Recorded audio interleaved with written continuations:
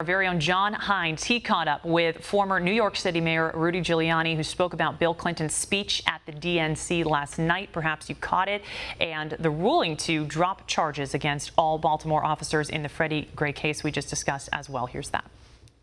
Yes, I'm here with former New York Mayor Rudy Giuliani. We're at the RNC at the DNC. This is the Republican National Committee. It's their Truth Squad over here, a couple miles from the Democratic National Convention on the south side of Philadelphia. And Mr. Mayor, it's good to talk to you. Your impressions of Mr. Clinton's speech last night? It was beautiful, fantasy, and aside from the fact that it mentioned nothing about Hillary Clinton's record, what she did in Libya by overthrowing Gaddafi, and now Libya is one of the homelands of ISIS, what she did in resetting the relationship with Russia, and Putin is now pushing us all around the world, what she did, her part in withdrawing the troops from Iraq that made ISIS possible,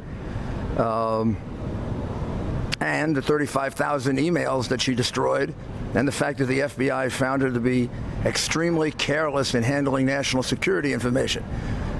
His failure to address all that made his speech worthless. I mean, okay, he loves his wife.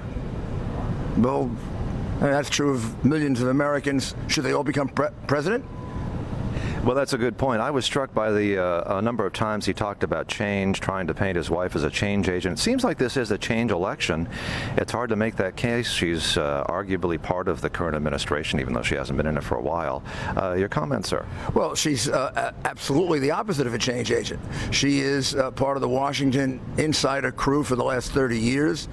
The Clinton Foundation has gotten hundreds of millions of dollars. Bill Clinton has gotten hundreds of millions of dollars in speaking fees. In many cases, very suspicious activity by her Secretary of State for UBS, for Russia, for the countries that were helped by them. These people have become, well, she said she left the White House broke. They're now worth over $100 million. So that's not a change agent. That's somebody who has been feeding at the trough. She has been all her life.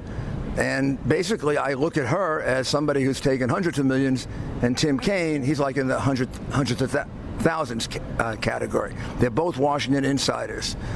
There's no way you can possibly paint her as a change agent. And here's another thing I call upon her to do. She, in the wake of the Freddy Gray case last year, basically pronounced that the police officers were guilty. In fact, I'll read you the exact quote if you want. It was part of an undeniable pattern in which black men in America are disproportionately targeted by the criminal justice system. Every single police officer in that case has now had the case dismissed. 2 of them were tried to a judge, an African-American judge, and found not guilty. They are now all not guilty. She was wrong. She did something that is totally un-American. She found them guilty before they were found innocent. She should know better as a lawyer. Now, she did fail the bar exam the first time, so maybe I'll give her a break.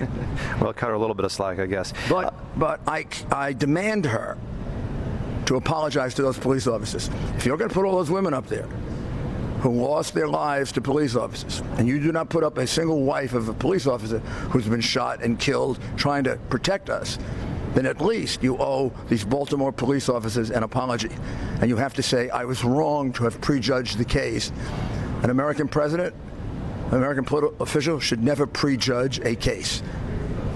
Well, that's something that, of course, if she had a press conference, perhaps someone could ask that question. But I think it's remarkable because I was reading somewhere she hasn't actually had a press conference since like December. And I think Mr. Trump actually mentioned that this morning when he had his press conference. Your thoughts on that, sir? Well, when Donald Trump had his 400th press conference of this year, she's had none.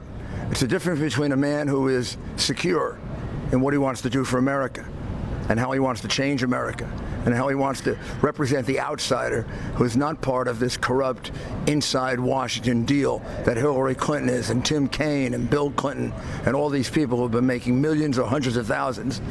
And he wants to change it. He wants to bring jobs back for the coal miners, jobs back for the steel workers. He wants to renegotiate the agreements with other countries so that we get a fair deal. And he's willing to defend his position. He's even willing to make mistakes. But he's not afraid. Hillary Clinton is hiding. It's like, you see, there's a boxing ring here. She's afraid to get in the ring. He's not.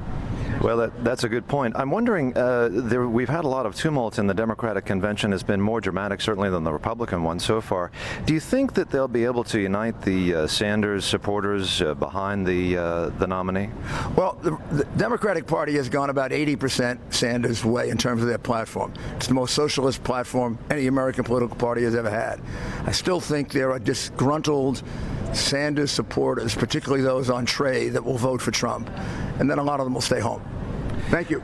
That is former New York Mayor Rudy Giuliani here at the RNC at the DNC in the south side of Philadelphia, just a few miles from the Democratic National Convention.